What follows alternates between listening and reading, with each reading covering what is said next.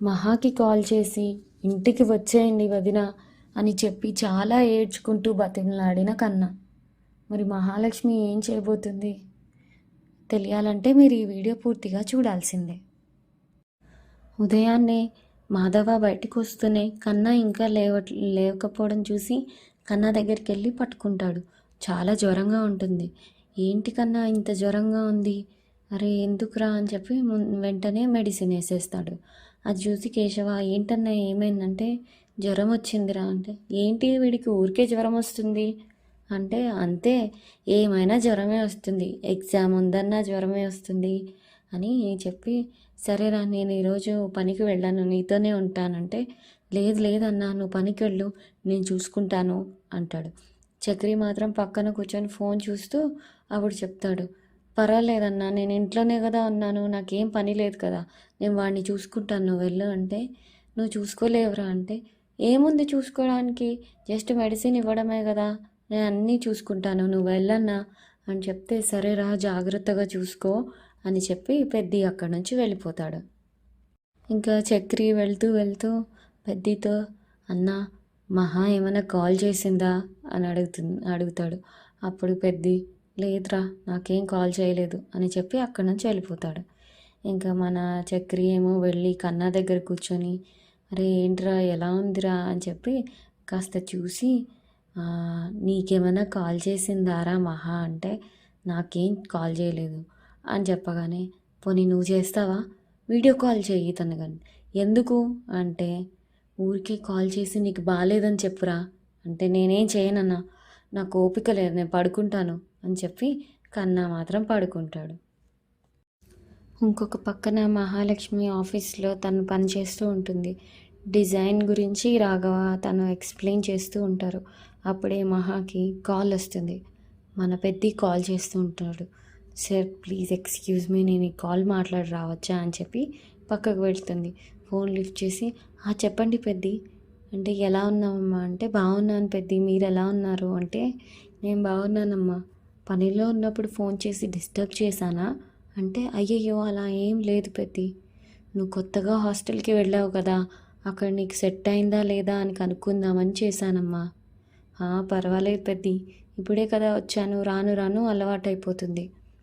ఏదున్నా నాకు ఫోన్ చేయి, మళ్ళీ ఎలా మాట్లాడాలి అని మొహమాట పడకూడదు, ఎప్పుడైనా నువ్వు మా ఇంటికి రావచ్చు, అందుకని నేను ఇక్కడే వచ్చి ఉండమని చెప్పినట్టు కాదు, ఒకవేళ నీకు హాస్టల్ నచ్చకపోతే లేదా అక్కడ ఏదైనా ప్రాబ్లం ఉంటే నువ్వు ఇక్కడికి వచ్చేసి నాకు చెప్పమ్మా అంటే, అలాగే పెద్ది నేను బాగా తింటున్నాను అంతా బాగుంది, వాడు ఎలా ఉన్నాడు పెద్ది కన్నా ఎలా ఉన్నాడంటే, బాగున్నాడమ్మా, వాడేం ఫీల్ అవ్వట్లేదు కదా, వాడు ఎలా అమ్మా ఫీల్ అవ్వకుండా ఉంటాడు, వాడు చాలానే ఫీల్ అవుతున్నాడు కానీ పర్వాలేదు, రాను రాను సెట్ అయిపోతాడులే, అంతేకాదు అక్కడికి వెళ్ళగానే మమ్మల్ని అందరినీ మర్చిపోయి ఉంటావు, కొంచెం కొంచెంగా అలానే ఇవన్నీ అలవాటు అయిపోతాయి కదా, అవన్నీ చూసుకుందాంలేమ్మా అంటే, సరే పెద్ది వాడిని చూసుకోండి అంటే, సరే అమ్మా నేను చూసుకుంటాను, నువ్వు జాగ్రత్తగా ఉండు, బాగా తిను పడుకో, ఏం ఎక్కువగా ఆలోచిస్తూ ఉండకు, నువ్వు అక్కడ ఒంటరిగా ఉన్నావని మాత్రం అస్సలు అనుకోకు, నీకెప్పుడు మేమంతా ఉన్నాము, ఏదున్నా నాకు కాల్ చేయి, నేను వెంటనే పరిగెత్తుకొని వచ్చేస్తాను, చూసి జాగ్రత్తగా ఉండమ్మా, సరే నేను ఫోన్ పెడుతున్నాను అని ఫోన్ కాల్ కట్ చేస్తాడు. ఇక రాత్రి పెద్ది ఇంటికి వస్తాడు. ఇంటికి లైట్లు కూడా వేయకుండా ఉంటారు. ఏంటి లైట్ కూడా వేయకుండా ఉన్నారు, ఎక్కడికి వెళ్ళారు అందరూ, బహుశా కన్నానేమన్నా హాస్పిటల్కి తీసుకెళ్లారా అంటూ వెళ్ళి, చక్రి చక్రి ఎక్కడున్నావురా, రే చక్రి అని అరుస్తుంటారు. ఎవరు డోరు లైట్స్ కూడా ఆన్ చేయరు.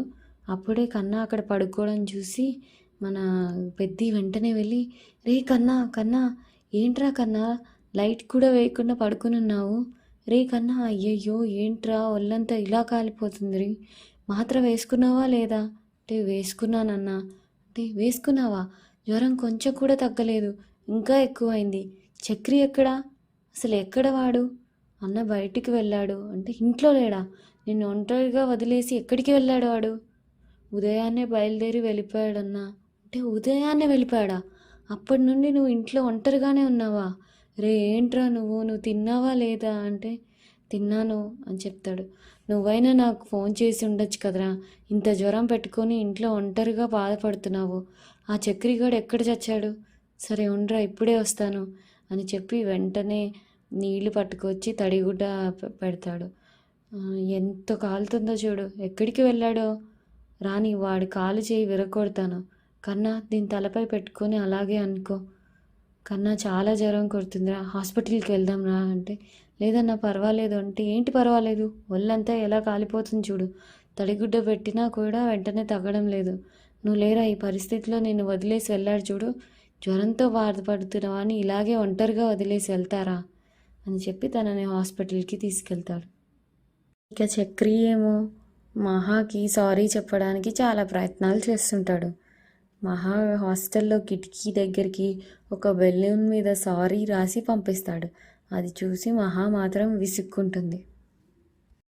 ఇక హాస్టల్లో మహా భోజనం చేయడానికి వచ్చినప్పుడు దివ్య వాళ్ళు ఒక కార్డ్ ఇస్తారు. దాంట్లో సారీ అని రాసి ఉంటుంది. ఏంటిది అందరూ సారీ సారీ అని రాసిస్తున్నారు అనగానే, అవన్నీ మేము రాసిచ్చినవి కాదు, ఆ రోజు ఒక హ్యాండ్సమ్ బాయ్ బెలూన్స్ పట్టుకొని నీకు సారీ చెప్పాడు కదా, అతనే నీకు ఇవ్వమని ఇచ్చాడు అంటే, అతనా అంటే తన ఫ్రెండ్ చెప్తుంది, నాకు ఒక బాయ్ ఫ్రెండ్ ఉన్నాడు, ఏదైనా గొడవ వచ్చి నేను మాట్లాడను అంటే సరేలే పోవే మాట్లాడకు అని వాడి పాటికి వాడు వెళ్ళిపోతాడు. కానీ ఇలా క్రియేటివ్గా ఆలోచించి చేసేది ఏదీ లేదు.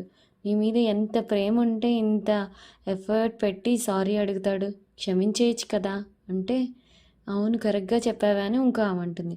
ఎంత తగ్గి మాట్లాడుతున్నాడో చూడు, ఇలాంటి వాళ్ళు దొరకడమే చాలా అదృష్టం, జెన్యున్గా ఉన్నాడు, దీనికి మించి ఏం కావాలి, అసలు అంతలా క్షమించలేనంత తప్పు ఏం చేశాడు, మహా ఏం ప్రాబ్లం ఈ మధ్య, అతను కూడా ఏమేమో ట్రై చేస్తున్నాడు, మీరు తగ్గి రావడమే లేదు మహా మహా అంటుంటే, మహా మాత్రం జరిగినవన్నీ ఆలోచిస్తూ ఉంటుంది.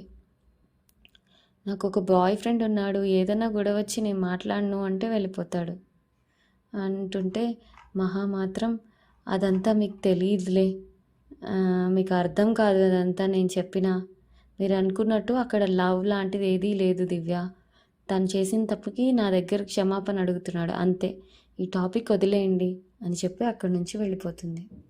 ఇక రూమ్కి వచ్చి అదే చూస్తూ కిటికీ ఓపెన్ చేసి చూడంగానే మళ్ళీ అక్కడ చక్రి సారీ అని చెప్పి ఒక కార్డ్ పెట్టి ఉంటాడు.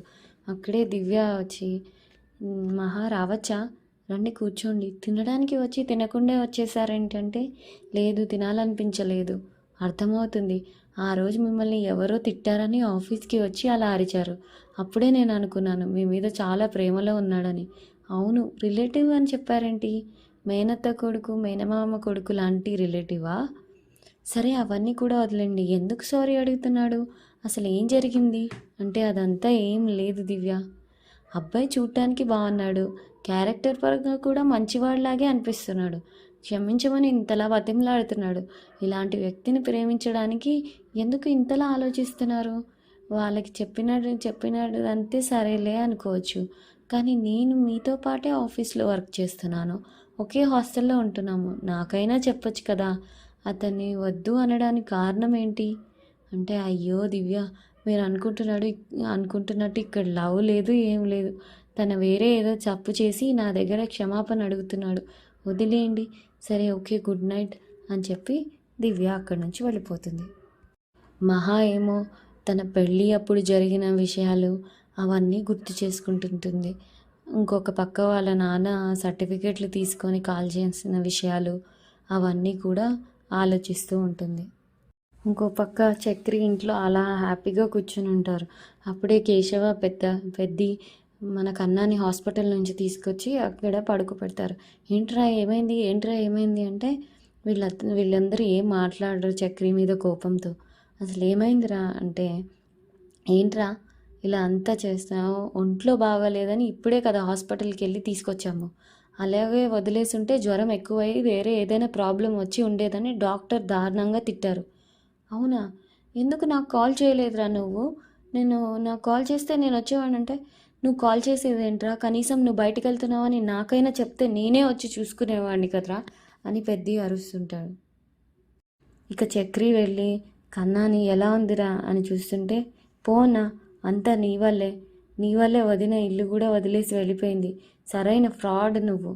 అబద్ధం చెప్తావు, దారుణంగా ప్రవర్తిస్తావు. అందుకే వాళ్ళు వెళ్ళిపోయారు అంటే, ఏ ఆపురా, ఊరికే తన గురించి మాట్లాడతావు అనుకుంటూ అంటే, కేశవ ఏంట్రా ఏంట్రా ఇప్పుడు వాడిని ఎందుకు అంటున్నావు నువ్వు అంటే, నువ్వేంట్రా అని చెప్పి ఇద్దరు దెబ్బలాడుకుంటారు, కొట్టుకుంటారు. అప్పుడు గట్టిగా పెద్ద అరిచి, ఎందుకురా ఇప్పుడు వీడిని కొడుతున్నావు? నన్ను చూస్తే అందరికీ చులకనగా కనిపిస్తున్నానా? ఎవరికి ఇష్టం వచ్చినట్టు వాళ్ళు మాట్లాడుతున్నారు అని చక్రి అనగానే, ఏంట్రా చేస్తున్నారు? ఒక్కడిక్కడి ఇంట్లో బాగా లేకుండా కూర్చొని ఉన్నాడు, వాడి ముందు కొట్టుకుంటున్నారు. మనుషులేనా మీరంతా? తమ్ముళ్ళే కదా, చిన్న పిల్లలు కదా అని నేను ఓపికగా ఉంటే మీరు వదిలేలా లేరే? బుద్ధుందా లేదా మీ ఇద్దరికి? ఎవరికి వాళ్ళు తమ గురించి మాత్రమే కంగారు, పక్కవాడు ఏమైపోతే ఏంటి అని ప్రవర్తిస్తున్నారు. కన్నా నువ్వు రారా, వాళ్ళు కొట్టుకొని చావని, నువ్వు రారా అని చెప్పి వాడిని లోపలికి తీసుకొని వెళ్ళిపోతాడు. ఇక లోపలికి తీసుకెళ్ళి, కన్నా నువ్వు పడుకోరా, నేను నీకు ఏదైనా తీసుకొస్తాను అని చెప్పి అక్కడి నుంచి పెద్ద వెళ్ళిపోతాడు. అప్పుడే ఇంకా కన్నా ఫోన్ తీసుకొని మహాకి కాల్ చేస్తాడు. మహా కాల్ చేసి ఏడుస్తూ ఉంటాడు. అప్పుడు మహా, కన్నా కన్నా ఎలా ఉన్నావురా కన్నా అంటే ఏడుస్తూనే ఉంటాడు. ఏమైందిరా, ఎందుకు ఏడుస్తున్నావు, ఏమైందో చెప్పు అనగానే, మీరెందుకు వదినా వెళ్ళిపోయారు? మమ్మల్ని అందరినీ వదిలేసి ఎందుకు వదినా వెళ్ళిపోయారు? మీరు వెళ్ళినప్పటి నుండి ఇల్లులా లేదు వదిన. మళ్ళీ అందరూ పాత రోజుల్లాగా గొడవ పడుతున్నారు. ఎక్కడ ఏదో జరిగి ఉండొచ్చు కదా. నాకు జ్వరం వచ్చింది వదిన. ఇక్కడ నన్ను చూసుకోవడానికి ఎవరూ లేరు, తోడుగా మాట్లాడడానికి కూడా ఎవరూ లేరు. ఒకలాంటి ఒంటరి అయిపోయిన ఫీలింగ్ వస్తుంది వదిన. మిమ్మల్ని చాలా మిస్ అవుతున్నాను వదిన, మీ జ్ఞాపకమే వస్తుంది. అప్పుడు మహాలక్ష్మి, కన్నా ఏడవకురా, జ్వరం అని చెప్తున్నావు, డాక్టర్ దగ్గరికి వెళ్ళావా? అన్న తీసుకెళ్ళాడు, మాత్ర కూడా ఇచ్చాడు, కానీ ఒళ్ళు బాగానే లేదు వదిన. పరిస్థితి దారుణంగా ఉంది. మీరంతా లేకుండా ఈ ఇల్లు నాకు నచ్చడమే లేదు వదిన. మీరు రానే రారా? నా కోసం రాకపోయినా సరే వదిన, ఇంటికి వచ్చేయండి వదిన, ప్లీజ్ వదిన అంటే, రే కన్నా కాదురా, నేను చెప్పేది విను అంటుంటుంది మహాలక్ష్మి. అలా అని కాల్ కట్ చేయగానే కన్నా చాలా ఏడుస్తూ చాలా ఏడుస్తూ అలాగే ఏడుస్తూనే బెడ్ మీద పడుకొని ఇంకా ఏడుస్తూనే ఉంటాడు. అలా మహాలక్ష్మి పెట్టేసింది. ఇంకా మహాలక్ష్మి మళ్ళీ కన్నా కోసం తిరిగి వస్తుందంటారా? మీరేమనుకుంటున్నారో కామెంట్ చేయండి. అసలు ఏం జరిగిందో తెలియాలంటే మీరు నెక్స్ట్ వీడియో కోసం వెయిట్ చేసి ఖచ్చితంగా మా ఈ వీడియో కోసం లైక్ చేయండి, షేర్ చేయండి. అలాగే మా ఛానల్కి సబ్స్క్రైబ్ చేసుకుంటే నెక్స్ట్ వీడియోస్ గురించి ముందే మీకు నోటిఫికేషన్ వస్తుంది. థ్యాంక్ యూ సో మచ్ అండి.